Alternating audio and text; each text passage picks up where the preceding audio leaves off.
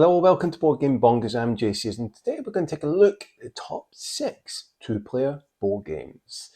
Now, I've got a few honourable mentions to go through first. It's quite a difficult list to put together because I've played quite a few two-player games because I played quite a lot with Kim. And it's quite difficult to kind of find the top 6 because I quite like quite a few. So what's on my list for number 6 and 5 could have changed between any of these honourable mentions. Now, with that out of the way, before we get onto this list, please do consider subscribing to the channel if you're new and you want more content like this. And also please consider giving our videos a like if you do enjoy them. And let us know in the comments afterwards whether you would pick a different top 6 where you disagree or agree with any of that on our list. And I hope you find a few little hidden gems here. So let's start off with our honourable mentions. The first one could have been on this top 6 list, but I was kind of emming and ahhing about it, and I'll tell you why in just a second. This is Target. Now, Target is one of these classic two-player only games that's considered one of the best out there. But it does feel a bit chessy because you're putting your nobles on the outside of these action areas. And when you've done that, you then need to place a noble on one of the central area cards, which is another additional action. However, the catch is you must align it where the joint is between the two nobles, for example, almost like an L shape, and that's where you put your additional noble down. Sounds a little bit confusing, but once you figure it out, it actually does make sense. But what I love about this is you can collect cards and put in your tabloid. Those cards will give you different abilities. I really do enjoy that. And I think that's, for me, is the most enjoyable bit about the game. Placing down your nobles and figuring out where you place them down, because you can't put them in the same space as another noble or on the opposite side of another noble. You also have this robber that goes round and you will lose different resources as this robber reaches the edge point corners, going in the outer area of these action cards.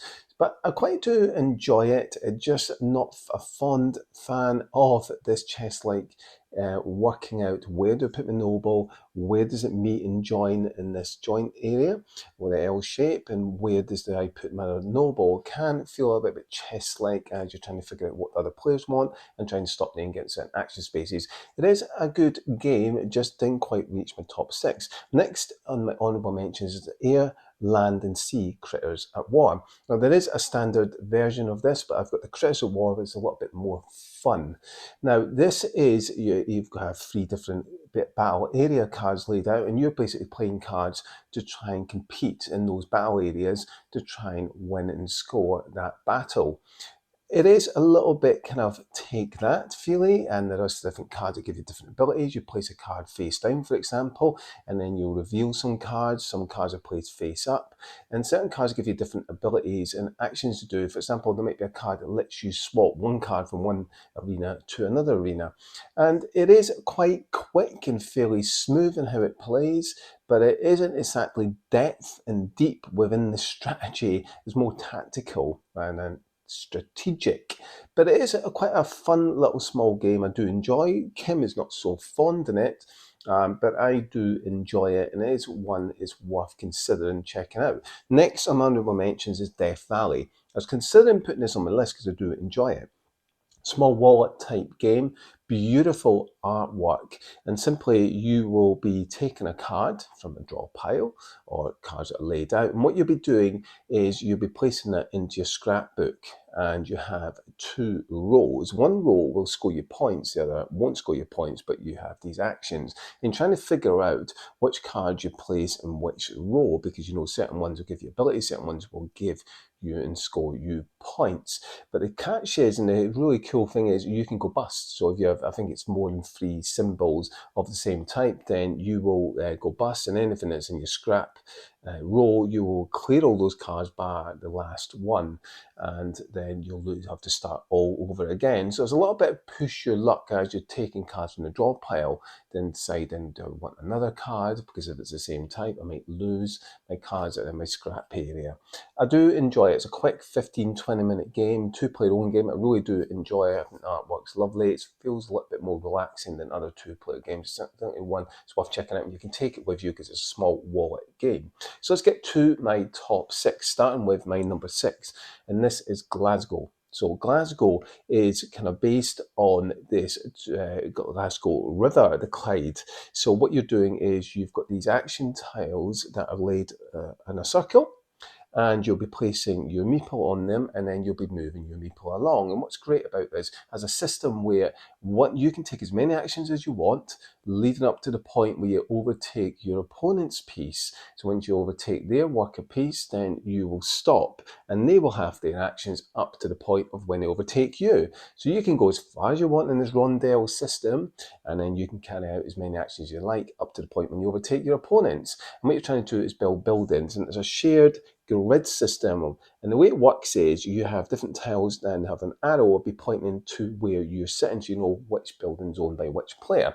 And like many kind of tile laying games, and I'm not a fan of tile laying games, but this one I do enjoy, is that you'll be trying to match and place them in certain points within this grid. I think it's a 6x8, and you'll be trying to maximize the points. Depending on the placement of the tiles determines how many points you may get, and also certain tiles will score you certain points if you have different combinations. And what I like as well is that the tiles that are laid out in this rondelle will vary from game to game. So there's always a few that are kind of left out, and then you'll be able to mix and match them from each game.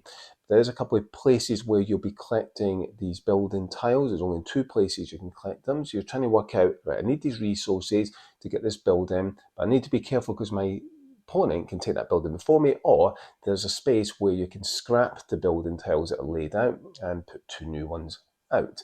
I like the player board, and you can actually see the different resources you've got, but I like that they shape the resources to match what they're like. And they've got this barrel of whiskey as well, which is a wild.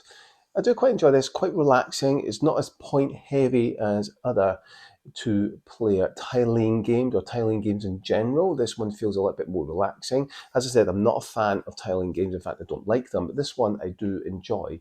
And I was at M&M to put this on the list instead of Death Valley or Target, but I do quite enjoy this a little bit more. So let's move into my number 5. And this is a little bit controversial because this isn't really that heavy. This is a very relaxing 2-player game called Greedy Kingdoms. Now, this was big in Japan. It came over to the UK. I think it was AEG who brought it over into Europe and America. And it's a simple game where you have these cards in your hand, quite a lot of cards, and you'll be choosing the 3 cards laid down to play and battle against the other player. And you then reveal them simultaneously. And what you're trying to do is the defending player is trying to counteract that with the same type of card. So on the top, I think it's left or right, there's a symbol there. And if it matches the symbol from the card that you've played, then it cancels that card out. And what you're trying to do is gather resources. And what's quite clever is you can actually gather resources to then use those resources to trigger another card that's been played that will then might trigger another card that's been played. So there's 3 cards that are played out in that battle. And what you also do, you've got marketplace, and you'll be able to acquire cards in the market phase before and after the battle phase. And you can also upgrade your cards to better cards. But what I found is sometimes you can actually complete the objective, which is gain resources to build the palaces. You only need to build 2 of the 3 palaces to win, and you can do that before upgrading your cards that you've got in your hand. So there is a little bit of a caveat with this game where it's very short, for 10-15 minute game, but I've created a adaptation to this game, an expansion where I've introduced further palaces and castle cards that you try and build, which means that you can then start upgrading the cards that you've got. Now, I shouldn't have to do that, and it's fine as it is, but I really do enjoy this game. It's fun, it's quick, it's simple. I actually prefer this more than everyone else I've played with. I must be one of the very few people that really do enjoy this, but I definitely recommend checking out if you want a fun, simple, little game with quite a typical kind of Japanese anime type of art, then do check it out. It's really fun to play. So moving on to my next on my list, number 4, and this is Stellar. Stellar is another card game, and what you'll be doing is you'll be taking cards from this marketplace and place it into your telescope. And you'll be trying to figure out where to place your cards because you want certain cards placed against another ones for that set collection that will score you points. But what is lovely about this game's artwork is stunning. You're creating this telescope as you're building your tableau. And you can work out strategically and tactically what other players want, and perhaps you might take a card from the marketplace that another player wants to take that away from them. And now you've got that card, but it might not be what you want. So there's a couple of different strategies you can take. But what I love about this is just the artwork. It looks stunning. It's like a telescope. You're shaping the night sky, and that's what you're visually seeing through your telescope. But of course, you're trying to maximize the amount of points you've got. But I find this very relaxing. I don't find it's too intense. I find it's more enjoyable than other kind of tabloid building-esque games, but it's done in a different way because it's shaped like a telescope. I really like that, a little bit more unique. So moving on to my next one, number 3. I really like this game. This is Caverna, Cave versus Cave, the 2-player version of Caverna. And you're building your cave, and what you're trying to do is extravate that cave and then build rooms within the cave. But of course, you have to be careful because only certain room tiles can go in certain places because you might need a wall to be able to build that room. So what you're doing in your turn, you have these action tiles at the top, and you'll be choosing one of those action tiles to take action out. That might be to collect resources, it might be to excavate, it might be to build a room, etc. So you're trying to figure out, right, which action do I want? Taking an action from the action tiles that are laid out. You obviously need to keep in mind what the opponent needs as well, because you're trying to stop them from maximising their points. You're trying to build your rooms in your cave. Now, there's a big box version of this, which I recommend because it introduces an extra 2 rounds, which for me is what was needed for this game, and it makes it just perfect. I really do enjoy this. It's quick, it's simple, it's easy, but it's also got a little bit of strategy and tactics involved in it in terms of, I know my opponent needs that action. I don't quite need it, but perhaps I will take it. There are a couple of action tiles that are the most common ones that are taken. However, you can work around that because as the rounds go on, more action tiles are revealed and they get better and better. So it makes it really fun as the game starts to ramp up. I highly recommend this. If you want a more simplified, streamlined version of Caverna, certainly check this one out. So let's move in to my number 3, not my number 2, sorry. And this is arguably the best 2-player game in existence. This is 7 Wonders Duel. Now, I really do not like 7 Wonders, but 7 Wonders Duel I really do enjoy.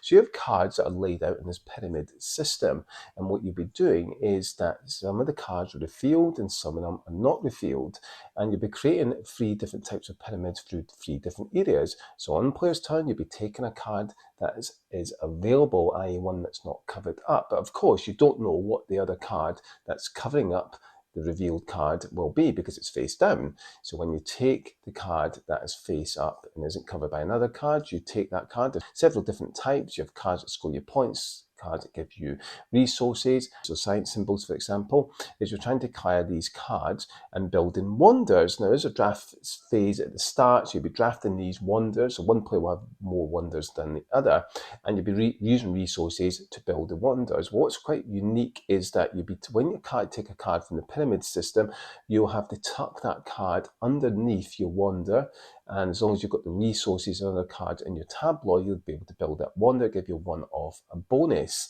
So I really like that as part of the strategy. But there's 3 different ways you can win. You can win by military. You've got a military track you can go up. So when you get a military card, which is the red ones, with military symbols, you'll go up the track. But you can also get a bonus if you get far up the track. The other way you can win is by getting the different sign symbols. I think it might be 6 or 7 different sign symbols you need to get. That's the green cards.